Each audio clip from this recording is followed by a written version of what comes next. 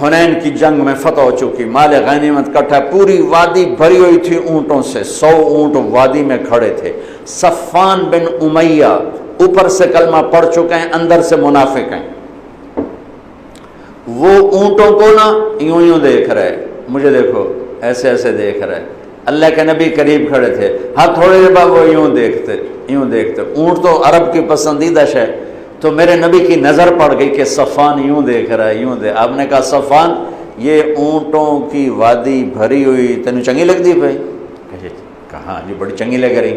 کہ جا سارے تینوں ہدیہ، کہ اشہد انک رسول اللہ، اب گواہی دیتا ہوں آپ سچے رسول ہیں۔ اتنی بڑی سخاوت نبی کر سکتا اور کوئی نہیں کر سکتا۔ پھر اس نے مکے میں آ کے اعلان کیا، لوگو آمنوا بمحمد فإنہ یؤتی عطاء لا یخشى الفقر، ارے لے آؤ ایمان محمد مصطفیٰ صلی اللہ علیہ وسلم کی رسالت پر کہ ان کی سخاوت سے میں جان گیا ہوں کہ وہ سچے رسول ہیں، اللہ کو سخی سے پیار ہے۔ عبد الرحیم خانہ جا رہے تھے دلی سے آگرے، تو شام کو پڑاؤ ڈالا، یہ جہانگیر کے بھی وزیر تھے، اکبر کے بھی وزیر تھے، تو پڑاؤ ڈالا اور خیمے لگ گئے، نوکر چاکر دربار لگ گیا جنگل میں۔ تو ایک فقیر گزرا، اس نے دیکھا تو کہنے لگا، منعم بکوہ دشت بیاباں غریب نیس، ہر گاہ کے خیمہ زد و بارگاہ صاف۔ یہ مالدار لوگ بھی عجیب ہیں، یہ سفر میں بھی اپنے گھر بنا لیتے ہیں، یہ کسی جگہ بھی پردیسی نہیں ہوتے ہیں، دربار لگا لیتے ہیں۔ خانہ نے فرمایا اس کو 1 لاکھ روپے انعام دے دو۔ اگلے دن اگلے پڑاؤ میں خیمے لگائے، نوکر چاکر بیٹھے، وزیر اعظم جو تھے پھر وہ فقیر گزرا، اس نے پھر شعر پڑھا، منعم بکوہ دشت بیاباں غریب نیس، انہوں نے کہا اس کو 1 لاکھ روپے انعام دے دو۔ تیسرے دن پھر دربار لگا، پھر فقیر گزرا، پھر 1 لاکھ دیا۔ چوتھے دن پھر 1 لاکھ دیا۔ 5ویں دن پھر 1 لاکھ دیا۔ 7ویں دن، 6ٹھے دن پھر 1 لاکھ دیا۔ 7ویں دن پھر 1 لاکھ دیا۔ 8ویں دن وہ آیا نہیں، اس آگے میری تو بھی پشتہ نو کافی نلے بادشاہ پتہ نہیں اگلا ہی نہ کھو لوے۔ تو وہ سخی، تو جب وہ شام بیت گئی اور وہ فقیر نہیں گزرا تو دلی سے آگرے 27 رات میں جانا تھا انہوں نے، 27۔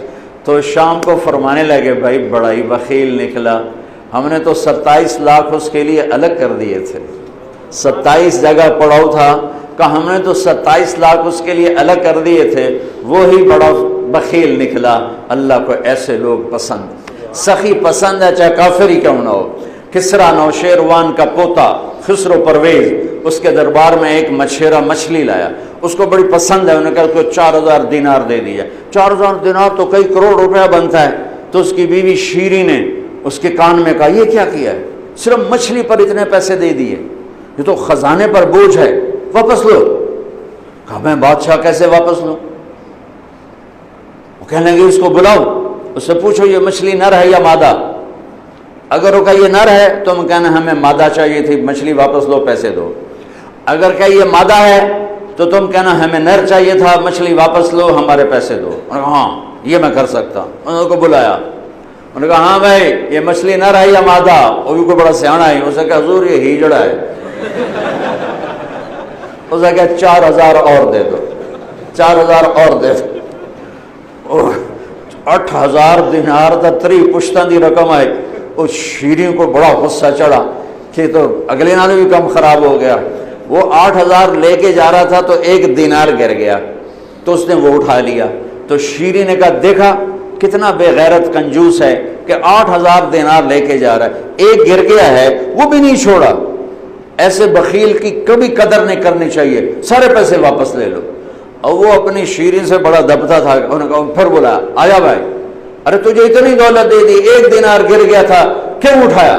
کہ حضور اس پہ آپ کا نام لکھا تھا، کسی کا پاؤں پڑ جاتا بے ادبی ہوتی، اسے کہا 4000 اور دے دیں۔ اللہ کو سخی اچھا لگتا ہے چاہے کافر ہی کیوں نہ ہو۔ یہ الگ بات ہے کہ اس کی سخاوت اسے جہنم سے نہیں بچائے گی، لیکن عذاب میں کمی ضرور ہو جائے گی۔ تو میرے رب نے سخاوت کو پسند کیا، بخل سے نفرت کی۔ میرے نبی آپ نے فرمایا اللہ الاجود الاجود وانا اجود ولد آدم، سب سے بڑا سخی اللہ ہے اور اللہ کے بعد سب سے بڑا سخی تمہارا حبیب ہے۔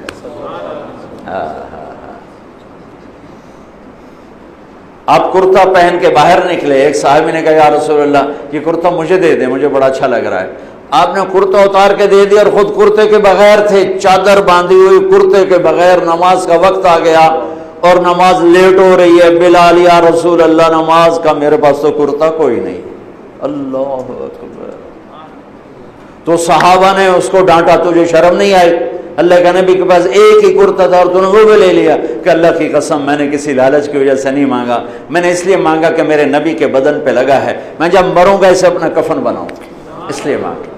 پھر آپ نے پڑوسی انصاری عورت سے چادر منگوائی، چادر اوپر اوڑھ کر، اور آپ نے جا کر نماز پڑھائی۔ یہ میرے نبی کی سخاوت۔ تو بھائیو اللہ کو سخی پسند ہے، تو اللہ کے نام پہ افطاریاں کراؤ، اور کم از کم یہ ہے کہ روزے کی زکوٰۃ دو، جس کو صدقہ فطر کہا جاتا ہے، اور گندم کے حساب سے مت دو، یا کشمش کے حساب سے دو، یا کھجور کے حساب سے دو۔ اور تیسری چیز اس میں اعتکاف ہے۔ میرے نبی میں نے آپ سے عرض کیا کہ پورا مہینہ بیٹھے، 20 دن بیٹھے، 10 دن بیٹھے، 10 دن مستقل ساری زندگی کا آپ کا جتنے 9 رمضان آپ کے مقدر میں تھے آپ نے ان کو استعمال فرمایا کہ اعتکاف والا اللہ کا اتنا محبوب ہو جاتا ہے کہ ہم جو اعتکاف کے بغیر ہوں گے، ہم اگر نفل پڑھیں گے تو بندگی عبادت لکھی جائے گی، نہیں پڑھیں گے نہیں لکھا جائے گا۔ اعتکاف والا سویا بھی ہو تو اس کی عبادت لکھی جاتی، باتیں بھی کر رہا ہو تو تسبیح لکھی جاتی، کھانا بھی کھا رہا ہو تو بندگی لکھی جاتی۔ اور اللہ کے در پر وہ آ کے بیٹھ گیا ہے، اور اللہ تعالیٰ فرماتا ہے تو میرا بو بھائی مالتے بہ گیا، چلو جو منگتا دے دو، جو منگتا